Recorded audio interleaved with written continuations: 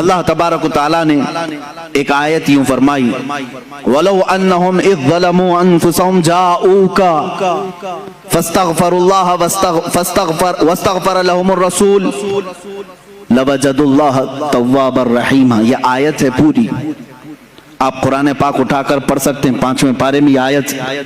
اللہ فرماتا ہے جب مومنین اپنے جانوں پر ظلم کر لیں یعنی گناہ کر لیں تو اے رسول یہ آپ کے پاس آئیں۔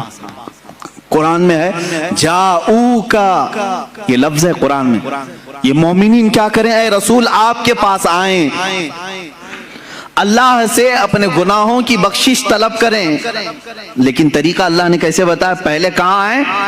رسول کے پاس آئیں، رسول کے پاس آئیں اور اپنے گناہوں کی بخشش طلب کریں۔ وَاسْتَغْفَرَ لَهُمُ الرَّسُولُ، اس پر مزید ایک اور شرط ہے، رسول بھی ان کے لیے سفارش کریں۔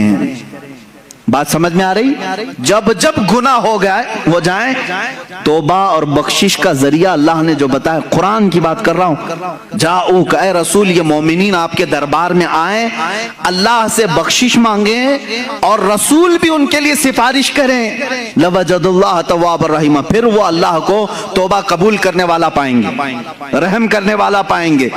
یہ آیت ہے۔ اب میں آپ سے پوچھتا ہوں، رسول اگر ختم ہو چکے معاذ اللہ رب العالمین، جیسا کہ دوسروں کا عقیدہ ہے، مردہ ہیں، تو قرآن جو کہہ رہا ہے کہ مومنین اپنے جانوں پر ظلم کریں تو اے رسول آپ کے پاس آئیں،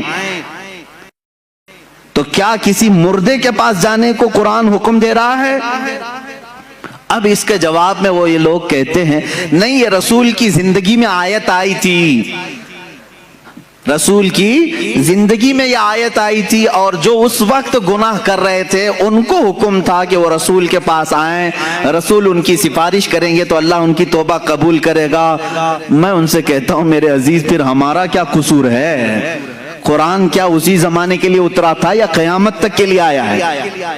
قرآن کب تک کے لیے ہے؟ قیامت تک کے لیے۔ میرے عزیز، قرآن کی آیت صبح قیامت تک کے لیے ہے، یہ صرف اس زمانے کے مسلمانوں کے لیے آیت نہیں آئی، صبح قیامت تک کے مومنوں کے لیے آیت آئی ہے کہ اگر تم میں سے کسی سے گناہ ہو جائے تو تم کہاں جاؤ؟ کہاں جاؤ گے؟ رسول کے پاس۔ یہ آپ کھل کر کے بولو، ڈرو مت کہ کیسے جائیں گے، ویزا لگے گا کہ نہیں لگے گا، میں بتاتا ہوں، اس پر بھی میں آتا ہوں، لیکن قرآن کی بات ہے۔ اللہ نے کیا فرمایا؟ اگر گناہ ہو جائیں تو تم کہاں جاؤ؟ پھر ڈر ہے آپ کو؟ کہاں جائیں؟ رسول کے پاس جائیں۔ اب رسول کے پاس جانے کے بعد دو کام ہیں آپ کے، ایک آپ کی طرف سے، ایک رسول کی طرف سے۔ آپ اللہ کی بارگاہ میں توبہ کریں گے، رسول آپ کی سفارش کریں گے، تب آپ کی توبہ قبول ہوگی۔ اب آپ سوال آتا ہے، ہر ایک کی طاقت نہیں سفر کرنے کی، کیسے جائیں مدینے؟ ٹکٹ مہنگا ہے، اب تو لاک ڈاؤن میں ویزا بھی نہیں لگتا ہے، تو کیا اللہ تبارک تعالیٰ کسی بندے کو اس کی طاقت سے زیادہ کا حکم دے گا؟ جو تم نہیں کر سکتے اس کا حکم شریعت میں آتا ہے۔ اسلام نام ہی ہے اس چیز کا، اللہ بندے پر اتنا ہی حکم ڈالتا ہے جتنا وہ کر سکتا ہے، جو نہیں کر سکتا اس کا حکم نہیں آئے گا۔ اب تم سب لوگ مل کر کے کہو گے کہ ہمارے آج جانے کی طاقت ہی نہیں، اور اللہ نے حکم کیسے دے دیا؟ گناہ تو آج صبح بھی ہوئے ہیں ہم سے، دوپہر میں بھی ہوئے ہیں، شام میں بھی ہوئے ہیں، اور اللہ فرما رہا ہے رسول کے پاس جائیں۔ اب اس حساب سے دیکھا جائے تو کبھی ٹکٹ ملے نہ ملے، کیسے جائیں رسول کے پاس؟ میرے عزیزو، پھر تمہیں حیات النبی کا عقیدہ اور حاضر و ناظر کا عقیدہ لینا پڑے گا، لینا پڑے گا۔ اے عزیز، اللہ نے تجھے کب کہا کہ تو چلتے ہوئے، سفر کرتے ہوئے، اس طرح اڑتے ہوئے، ٹرین میں، بس میں آ جا رسول کے پاس؟ اللہ نے یہ فرمایا بس تو رسول کے پاس آ، چاہے جسم کے ساتھ آ یا تصور کے ساتھ آ، چاہے جسم کے ساتھ آ یا تصور کے ساتھ آ، ہم تو کہتے ہیں حاضر ہیں۔ حضور پاک صلی اللہ تعالیٰ علیہ وسلم کی بارگاہ میں جب ہم کھڑے ہوتے ہیں تو یوں کہتے ہیں حاضر ہیں در دولت پہ گدا، سرکار توجہ فرمائیں۔ تم جہاں سے کہو گے سرکار سنتے ہیں۔ تو حاضری ہو گئی۔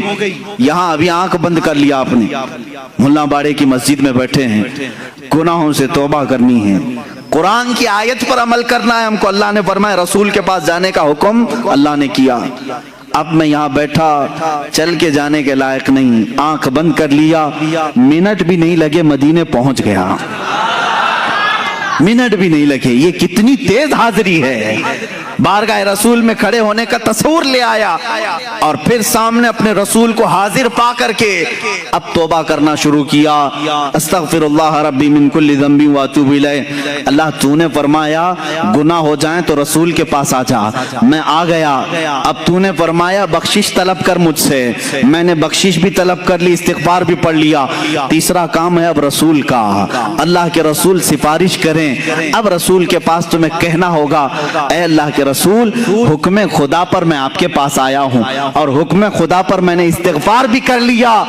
بس آپ کے استغفار کی, آپ کے سفارش کی دیر ہے اور اللہ میری توبہ قبول کرے گا.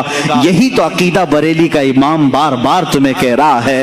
رسول کریم صلی اللہ تعالی علیہ وسلم کے دربار میں آؤ, یہاں میرے عزیزوں گناہوں کی بخشش طلب کرو اور رسول بے حساب دیتے ہیں اور اللہ تبارک و تعالی ان کی سفارش کو سنتا بھی ہے اور بندوں کو